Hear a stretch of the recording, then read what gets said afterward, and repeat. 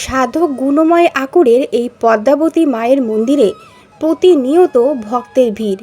আর এই ভক্তের ঢল ভূত পেট ছাড়ানো আর ভিটে মাটির দোষ কাটানোতে মা পদ্মাবতীর সাধক যে মানুষ অনেক জায়গায় ভিটের দোষ কাটাতে গেছে কিন্তু কাটানো হয়নি, কিংবা অনেক অশুভ শক্তি রয়ে গেছে সেগুলো কিন্তু ছাড়াতে পারেনি।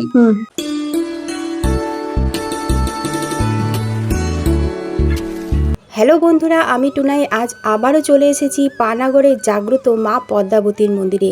সাধক গুণময় আকুরের এই পদ্মাবতী মায়ের মন্দিরে প্রতিনিয়ত ভক্তের ভিড়। আর এই ভক্তের ঢল আমার চ্যানেলে যারা প্রতিনিয়ত দর্শক তারা এই মন্দিরের ভিডিওতে দেখে থাকবেন। আর এই মন্দিরে হয় না এমন কোনো কাজ নেই, বিশেষ করে ভূত পেট ছাড়ানো আর ভিটে মাটির দোষ কাটানোতে মা পদ্মাবতীর সাধক গুণময় আকুরের অবদান অনস্বীকার্য। আপনারা যদি সেই সমস্ত ভিডিওগুলো দেখতে চান তাহলে আমার চ্যানেলে গিয়ে ভিডিওগুলো দেখে নিতে পারেন। আর তাছাড়াও এই ভিডিও ডেসক্রিপশন বক্সেও আমি ওই ভিডিওগুলোর লিঙ্কও দিয়ে দেবো। আর যারা আমার চ্যানেলে প্রথম দেখছেন এই ভিডিওটি তাদের বলবো চ্যানেলটিকে সাবস্ক্রাইব করে পাশে থাকা বেল আইকনটিকে প্রেস করে রাখুন, যাতে এই রকম ভিডিও আপনারা দেখতে পান। এই মন্দিরের সমস্ত তথ্য দেওয়া আছে আমার চ্যানেলে 4টি ভিডিওতে।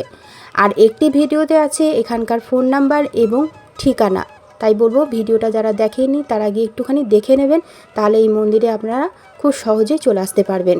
মায়ের কাছে অনুমতি নিয়ে সাধক গুণময় আকুরে এই মন্দির থেকে ভক্তদের জন্য বশীকরণেরও অনেক কিছু কাজ করে থাকেন। দূর থেকেও সেই বশীকরণের কাজগুলো হয় পুতুল দ্বারা। আর সেই ভিডিওটা কিন্তু আমার এই চ্যানেলে আপনারা দেখে নিতে পারবেন। এছাড়াও ভিটের দোষ কাটিয়ে ভিটে বন্ধনের কাজও কিন্তু উনি বাড়ি গিয়ে করে থাকেন। এই মন্দির থেকে কিন্তু অনেক নিঃসন্তান মহিলার সন্তান হয়েছে। এছাড়াও যারা পুত্র সন্তানের দাবি করে থাকেন এই মন্দিরে কিন্তু মাকে দেখে অনেকেই পুত্র সন্তানও পেয়েছে। একটাই কথা বলবো যে মানুষ অনেক জায়গায় ভিটের দোষ কাটাতে গেছে কিন্তু কাটানো হয়নি, কিংবা অনেক অশুভ শক্তি রয়ে গেছে সেগুলো কিন্তু ছাড়াতে পারেনি। কিন্তু এই মায়ের কাছে তাদেরকে বলবো যে খালি মায়ের কাছে একবার খালি মায়েরকে দেখিয়ে যাক। এই মায়ের কাছে কিছু বলতে হয় না কাহিনী, শুধু মায়েরকে নাম বলতে হয়। মা আমার মাথায় ভরণ করে তখন মা কিন্তু সব বলে দেয়। আর সব মায়েরই মহিমা। মা আমাকে সরাই আমার গায়ে সাপ হয়ে পড়ে যেত। আচ্ছা, বুঝতে পারতাম না যে কি ব্যাপার হচ্ছে। আমার বাড়ির লোককে বলতাম যে এইরকম ব্যাপার, আমার গায়ে সাপ পড়ে আছে। আবার কিন্তু সাপ সমস্যা মিলিয়ে যেত। কোনো এক ঠাকুর মন্দিরে আমার মা গেছিল, যে এখন দেখাইছিল, নিয়ে আমার মাকে বলেছিল যে তোর ছেলের কাছে কোনো মা মনসা দেবী আসতে চাইছে, যেহেতু আসবে তোর মায়ের ছেলের কাছে। সেটা আমার মা আছে, মা দেখাতে গিয়েছিল, আমি তখন যাইনি। আছে নাম জপ করে আরো যারা আছে অনেক ঠাকুর মন্দির দেখিয়ে দেখি আলামারা হয়ে গেছে। যেটা হচ্ছে দিদি ঠাকুরনগর কলকাতা থেকে আমাকে ফোন করেছিল যে ভাই এটা পদ্ধতি কি আছে, আমার ঘরে মা মনসা দেবী আছে। তা আমি মাকে স্মরণ করে বললাম যে দিদি তোমাকে এই করতে হবে। তা দিদি বললো ঠিক আছে। যখন দিদি মোবাইল ঘাটছে বলছে ভাই আমি যখন মোবাইল দেখছি না তখন কিন্তু এই মায়ের ছবিটা কিন্তু মোবাইল চলে আসছে, সবসময় চলে আসছে। দিদি আর ওনার স্বামী এলো মায়ের কাছে। যাই হোক মায়ের কাছে ভিটের কাজ করে গেল। ওই দিদির মাথায় নেমেছিল। তা দিদি বললো দিদা ভাই ক্যামেরা করো না আমার ক্যামেরাটা, তো অনেক লোক দেখতে হবে। তা দিদি ওখানে মাথায় ক্যামেরা যে ফুটো হয়ে গেছে দেখুন, ওই দিদি এইখানে ফুটো করে দিয়েছে দিদিটা আমার ঘরের মধ্যে এসেছিল, ওই যে পায়ের মধ্যে কিংবা হাতের মধ্যে এমনি করে হয়ে গেছে।